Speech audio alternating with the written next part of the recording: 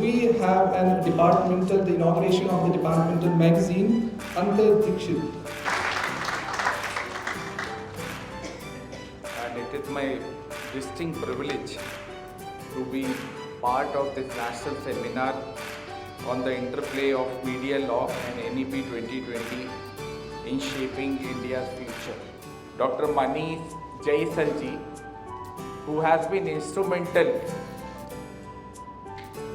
in implementing NEP 2020 into his department. We should give a big round of applause. मुझे लगता है कि मध्य प्रदेश के जितने भी विश्वविद्यालय हैं, क्योंकि मुझे भी एक विश्वविद्यालय का अनुभव है, वहाँ के बच्चों के लिए इस विश्वविद्यालय के कैंपस में ज़रूर लाना चाहिए। इसलिए कि वो यहाँ आए और वो देखें कि क्या एक यूनिवर्सिटी का विजन है। I haven't met your founder, लेकिन उनके विजन के बारे में यहाँ पर नजर आता है। और यूनिवर्सिटी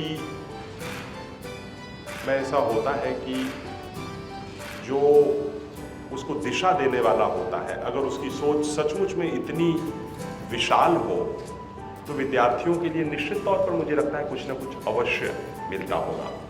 मुझे लगता है NEP 2020 और यह विषय विशेषकर छात्रों युवाओं के लिए और इस विश्वविद्यालय में स्पेशली ITM यूनिवर्सिटी में इसका आयोजन क्यों आवश्यक है। यदि भारत सरकार के एक संस्थान ICSSR ने इसको ये मौका दिया है तो मेरा ये विश्वास है कि विश्वविद्यालय जितने साल से स्थापित हुआ, जितने समय हुए इसके, उसके बीच में बहुत ही कम मौका आया होगा जिसमें कि भारत सरकार के संस्थान अदर देन साइंस टेक्नोलॉजी के किसी विषय को इतनी प्रमुखता, इतना स्थान दे। ये ट्विटर और जो फेसबुक है, इसके पास वेल कंसीव्ड मीडिया लॉ है।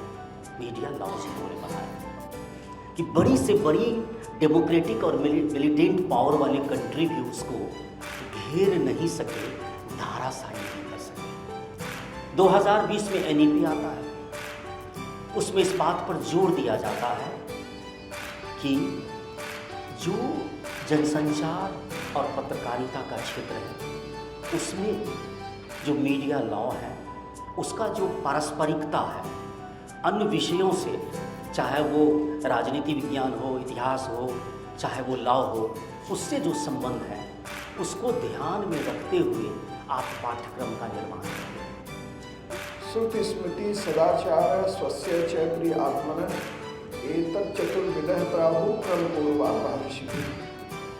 निर्णय अगर किसी वस्तु पर करना हो तो कैसे करेंगे, उसमें 4 स्रोत बताए गए हैं कि 4 के वचन ही आधार होंगे। हम कभी भी ज्ञान के पीछे नहीं भागे, हम किसी और चीज के पीछे भागे। हम नॉलेज को बहुत इंपॉर्टेंट नहीं मानते, हम विजडम को सबसे इंपॉर्टेंट मानते। हम ज्ञान के पीछे नहीं थे, हम प्रज्ञा के पीछे। तो इसके लिए विभाग और विश्वविद्यालय ने मौका दिया। सबसे पहले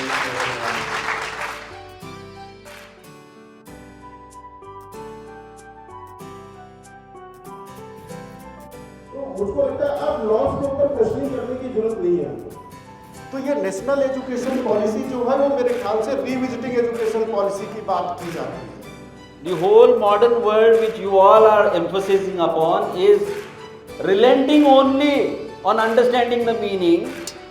Medieval India is trying to understand not only the meaning but also the bhava artha. Without understanding the bhava, you cannot expose the artha of anything.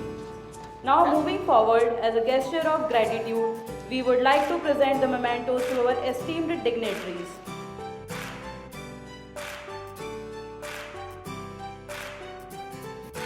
हम मीडिया लॉ पर बात कर रहे हैं, विषय में संवैधानिक मूल्य है।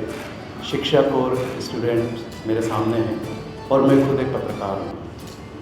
So these are the provisions that all of you can look into to see that how these media platforms are not doing justice to any section of the society, जब will- तक आदान प्रदान नहीं होगा जानकारियों का, सूचनाओं का, तब तक क्या मानव जीवन किसी भी तरीके से संभव माना जा सकता है क्या? लोगों की भलाई के लिए आपने जो भी मीडिया थ्रू लोगों तक पहुंचाया, उसमें लोगों की भलाई है, पब्लिक गुड।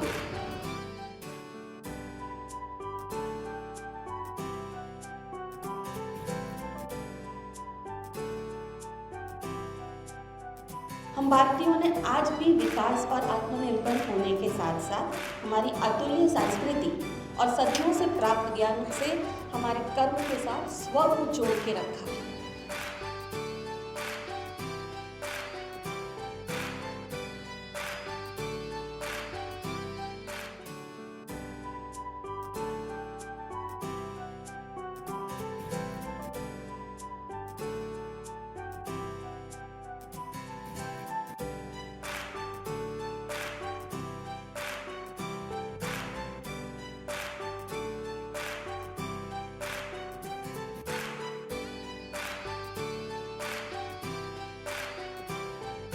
तो आत्मनिर्भर भारत जो है वो अवधारणा ऐसी है कि जो चीज़ें हम अपने देश में बना सकते हैं उनको हम अपने देश में बनाएं, स्वदेशी की अवधारणा को बनाएं और अपने देश में बनी हुई चीज़ों का भी इस्तेमाल करें।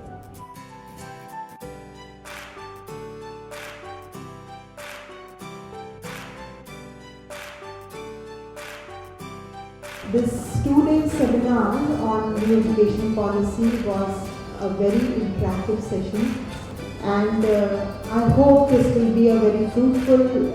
This will be fruitful for all the students and the scholars as well. 2 दिन का जो आपका सेशन यहाँ हुआ और उसमें बुद्धिजीवियों ने अपने मार्गदर्शन आप लोगों को दिया, मुझे आशा है कि उसमें काफ़ी कुछ सीखने को आपको मिला होगा। क्योंकि मैंने मनीष जी से निवेदन किया था कि मैं कुछ बोलूँगा नहीं, इसलिए मैं अपनी बात को भी यहीं विराम देता हूँ और आप सबका धन्यवाद। आप यहाँ बताएं। नवीन राष्ट्रीय शिक्षा नीति जितना मैं समझ पाया हूँ बहुत व्यापक है, और यदि मैं राष्ट्रीय शिक्षा नीति को अपने विषय से जोड़ के देखूँ तो जो हमारे देश की सांस्कृतिक धरोहर है, संगीत या कलाएं, इनके शिक्षा की बात हमें प्रारंभिक कक्षाओं से ही आरंभ करने की बात उसमें की गई है।